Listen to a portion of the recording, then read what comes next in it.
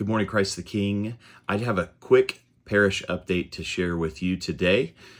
I have 4 points. The first is I want to talk about growing smaller as we grow up as a church, from a mission into a church. And so we're going to talk about growing smaller as we gather this fall. That's the first thing. The second thing is I'm going to talk about our CtK Internship, which I mentioned this last Sunday. The third thing is just a quick financial and building update and exhortation to all of us for generosity. And the fourth is just a few fall announcements as we look forward to this fall. And I was reminded this morning in the daily office of God's kindness as I'm sitting here about to talk about things related to building up of a church and even structures, buildings themselves. First lesson for daily office this morning is from 2 Samuel chapter 7, which is God's covenant with David, that God will build the house, not David, and that an offspring from his line would be the one who built his house, and he would reign on the throne forever. And so this is our hope, that Christ and God will build his church. He will fulfill all the covenants, including this covenant, which is good news to us.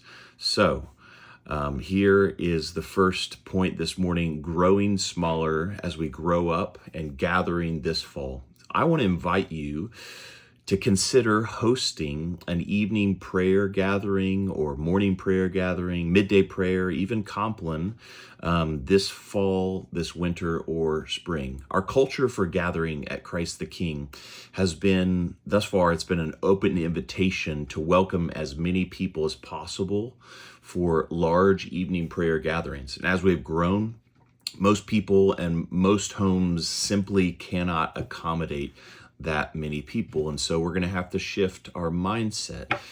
And even if you could host that many people, more isn't necessarily a better thing. Limits are very good.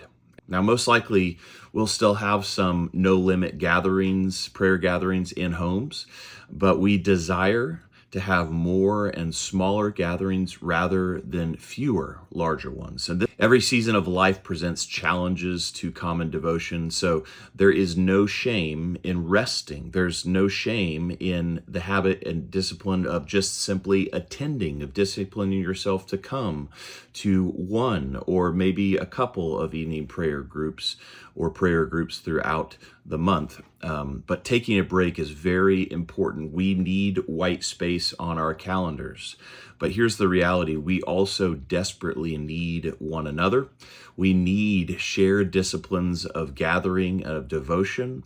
Common rhythms of Christian devotion are essential to human flourishing. So I want to invite every one of us to extend one of our core values into our homes, maybe even into third spaces throughout the city, into our parish, into Christ the King.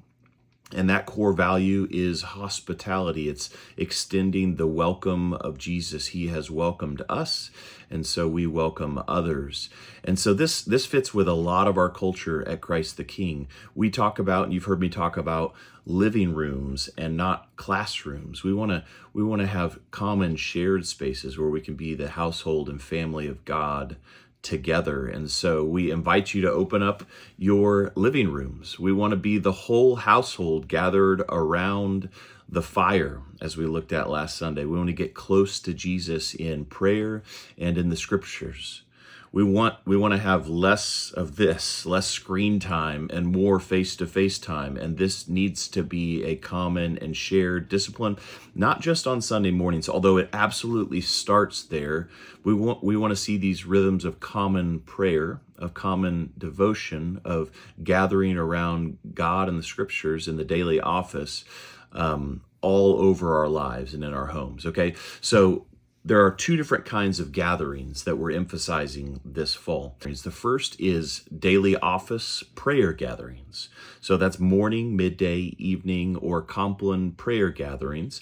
And those are going to be a regular rhythm of simply sharing our life together as a church in prayer. And so there's obviously the reading of the scriptures in the daily office.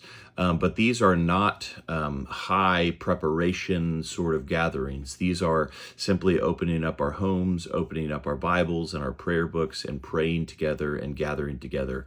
And so that can happen again in homes, or it can happen in third spaces. It can even happen at Christ the King. And so we want to have more prayer gatherings. The second kind of gatherings that we want to multiply into our homes, which we've already started to do them within our parish and will continue to do that, is we want to have studies or else study groups. And these are typically, and I imagine that they'll be typically 6 to 8 weeks, something like that.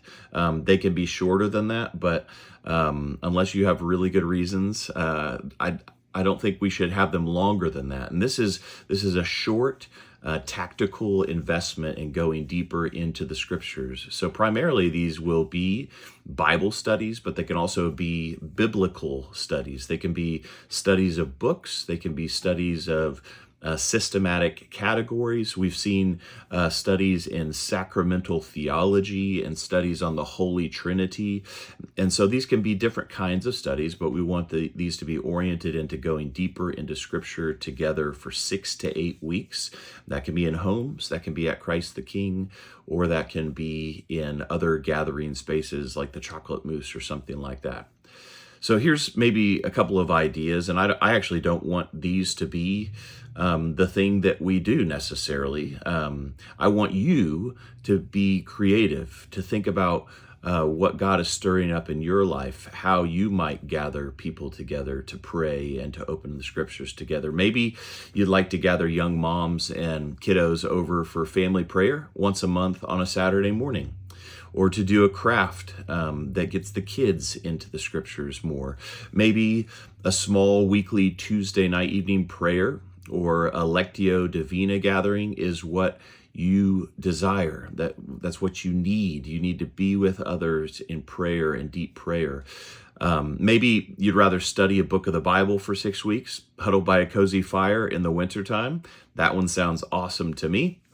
Whether you're hosting young adults on your back deck for 8 weeks in the springtime or in the winter inside, or maybe it's morning prayer at the Chocolate Mousse or at Christ the King, we want the hospitality of Jesus to multiply into all of our lives. As our gatherings grow smaller, and here's the reality, our intimacy with Jesus will deepen, and our love for all the saints, for one another, will multiply. And that's what we are praying will happen this fall and this winter and spring as we gather again for prayer gatherings and for studies that will pop up throughout the year. And so I invite you to seriously consider this invitation to pray, to ask the Lord, and to open up your heart and your home and your hands to be hospitable and to gather around the scriptures.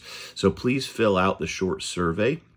If you'd be interested or you're thinking about being interested, check out this survey, which is linked here. So that's the first thing. The second thing is our CtK Internship, which I mentioned this last Sunday, and there's more information about it and our interns on the CtK website, ctkbeckley.com/leadership, and you can go there right now and read all about this. But in our short history together at CtK, we have already raised up several clergy, which I mentioned this last Sunday. We've seen Father Scott and Father Nate in recent weeks at Christ the King. What a blessing it is to know that we have extended family who are spreading the gospel throughout West Virginia.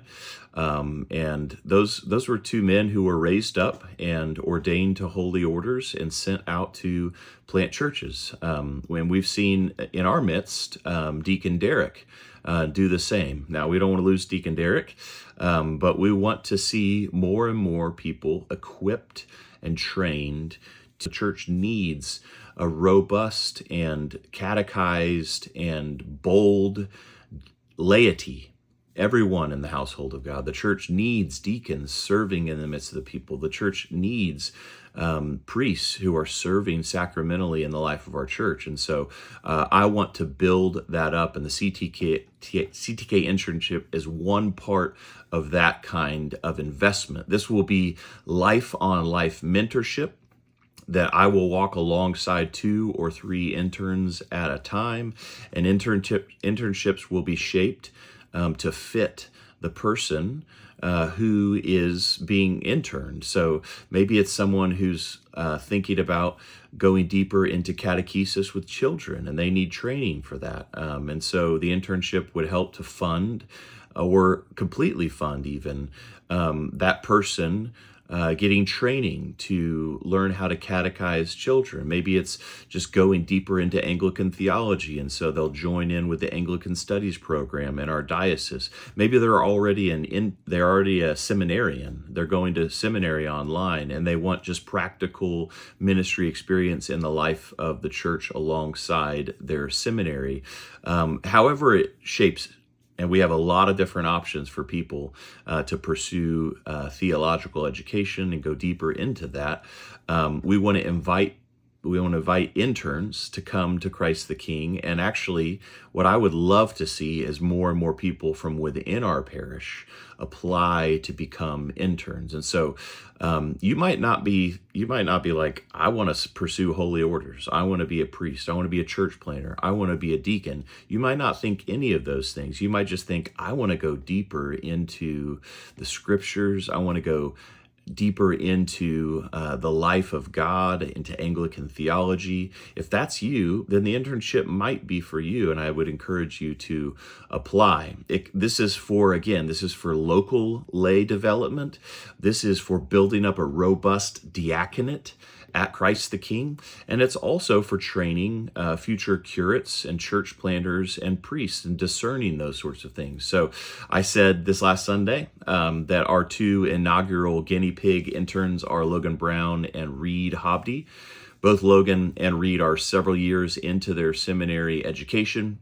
And so we're excited to see what the Lord is going to continue to do through them in the life of Christ the King in this coming year. So please be in prayer for them. Be in prayer for their families, for their households, for their kiddos. We are excited to see what the Lord is going to do in the life of Reed and in the life of Logan in and around CTK this year. So that's the second one, the CTK internship. The third update for our parish update is a financial and building update. We are healthy financially as a parish. Cash reserves are very good for a church our size. Regular contributions are consistent and steadily growing year by year, and we have everything we need from the Lord. We have everything we need. We have had generous out-of-state gifts given to CTK throughout our first 5 years, and we're thankful. We are thankful to the Lord. So from the beginning, Christ the King has given 10% of every contribution, whether in our parish or from outside of our parish, as a tithe to our diocese. And we continue to give above the tithe every year to support local missions like Greenleaf, the Ministry of Ken, and Diana Harrer. And we want to not only just fund them and fund them more and more, we want to actually come alongside them more as a parish as we grow up. So Greenleaf, Young Life, that's Logan and Autumn, and the rest of the team, as well as our Anglican Frontier missions partners. And we have seen both of them in the last few years visiting us at Christ the King. And so we want to give above the tithe as a parish. Our vestry has been in discussions, and this is something we can definitely be in prayer about with our landlords for quite some time over various things. And recently we've been seeking outside counsel and expertise and prayerfully discerning whether or not we should purchase the building that we are in, 2014 South Kanawha Street. We have been so thankful to worship in this space, and we envision us being here for a long time. And we want to see this household, this place be built up for generations and generations to come. But this would require a significant financial investment, certainly initially, but we will need to raise more capital to update and to upgrade this building. The stewardship of a building isn't simply just about buying it. It's about maintaining it and bringing beauty to it and bringing life to it for generations. We would need to also establish a building maintenance fund for future financial stability as a parish. And so God has been faithful. The main thing to say there is that God has been faithful, and we are growing up as a parish, and we need your prayers. We need your discernment. So what can you do related to this financial and building update? We need to pray. We need to ask the God of the covenant with David, who builds the house. We are not the one who builds the house. He is faithful to build his church. And so we need to ask him for wisdom. We need to ask him to give us today our daily bread. He has done that since the beginning, but he invites us to daily come to him and to provide all of our needs, whether it's bread, whether it's electricity bills, whether it's roofs over our heads. He provides, but he invites us to ask daily to do that, to not be fearful about tomorrow, not be anxious about tomorrow, but to ask him in prayer. And so even as you do that, and you do that related to our building, please ask God to give wisdom to our vestry, to myself and to Deacon Derek, as we oversee big financial decisions in the life of Christ the King. So first is prayer. Second is speak. You can talk to us. Please come ask me or the vestry questions that you might have. We don't do any of this in secret, so please come talk to us. And the third thing is to give more and more, to give to the Lord. Owning our own building would be a great gift from God, and we are discerning his will. We're asking him to give us everything we need, and that could be a building. But the stewardship of a building will also be a big responsibility. So as we grow up from a mission into a church, we need to, every single one of us needs to continue to grow in generosity. And so that's my invitation to us all. The average household in America, and this is church-going households, they give less and less every year. The highest number that I've read recently, the most generous number, is the average number is 2.8% of household income is given to churches. So in other words, American church-going Christians, they value what they value. In other words, they spend money on what they value, and most people value the church less and less every day. That is the typical American mindset. It's an investment mindset. We say we value something, and so then we value that. That's what we do in America. But Jesus actually says that our disposition towards money is actually the very opposite of what most of us think, what most Americans think. He said that where your money is, there your heart will be also. So it's not the thing that I value, then I invest in it. It's that what I invest in, my heart follows. Your heart follows your money and not the other way around. So if I spend a lot of money on my phone, then I get more upset when I drop it. I get more upset when I drop it because I invested in it. So here's the big thing as I invite us to give more and more. Giving to Christ the King isn't an investment opportunity. Even as we consider a building, this isn't an investment opportunity. It's an opportunity to be obedient to the Lord and to open our hands because he is a good and generous God. Don't give to Christ the King because you like us or you think the ministries are great or the services we provide are great or you like the sermons or it's a good investment. No, rather give generously to the Lord. And that's my invitation for all of us. Open up our hands more and more. So here's the next question. How much? How much? We've heard the numbers about the average Americans. I don't know what the average in the life of Christ the King is. I don't know that. We don't do tests of our members. Okay, our ACNA Catechism teaches that a tithe is 10% of household income, which is, as the Catechism says, the minimum standard of giving for the work of God's church and the spread of His kingdom. So 10% would be the minimum standard according to the Catechism.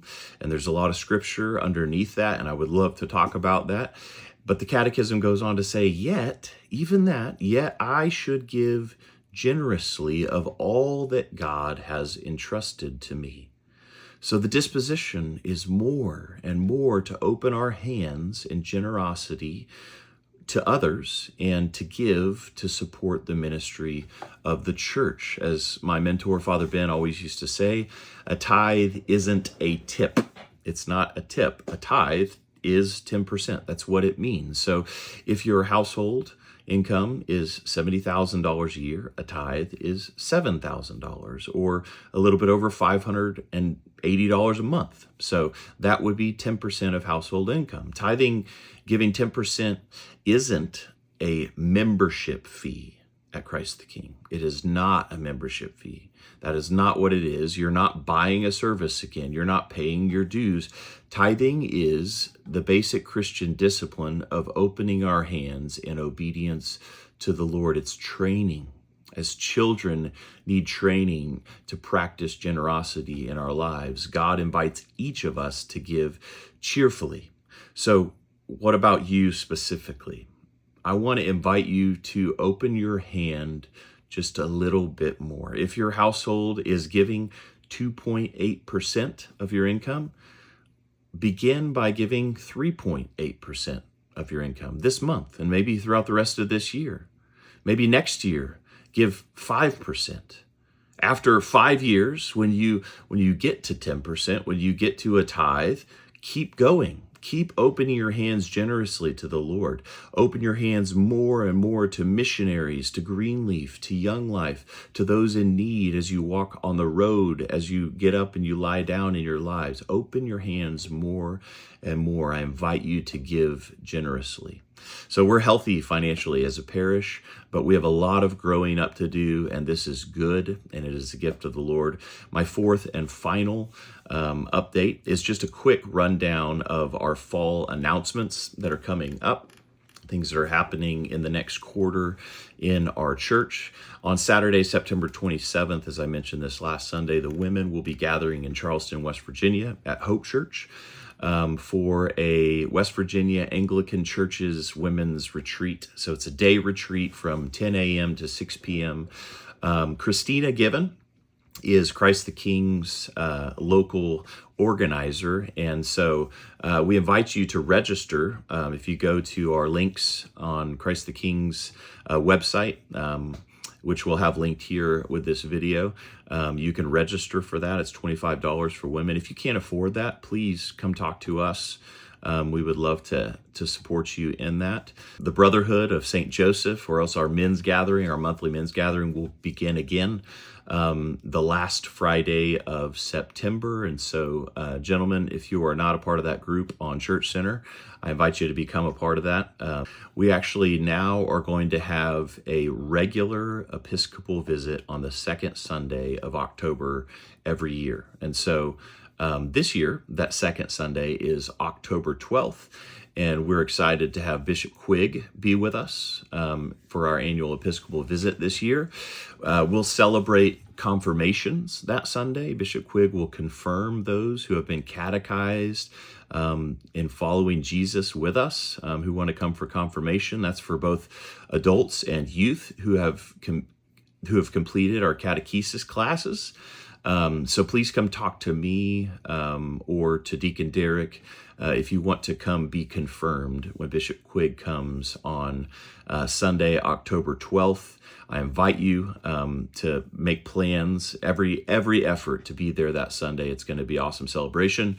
And then finally, I know this is a few months away, but it'll be here before we know it. On Friday night, October 31st, we will gather to worship together on All Saints Eve, or else All Hallows Eve, or Halloween. And so we'll have more details about that when we come to that date.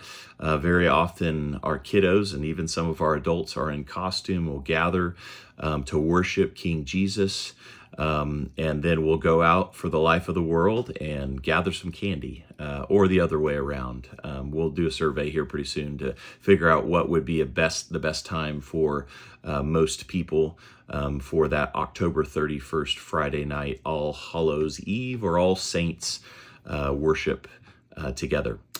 I love you guys. I am so thankful to be the pastor of this church. It is a gift.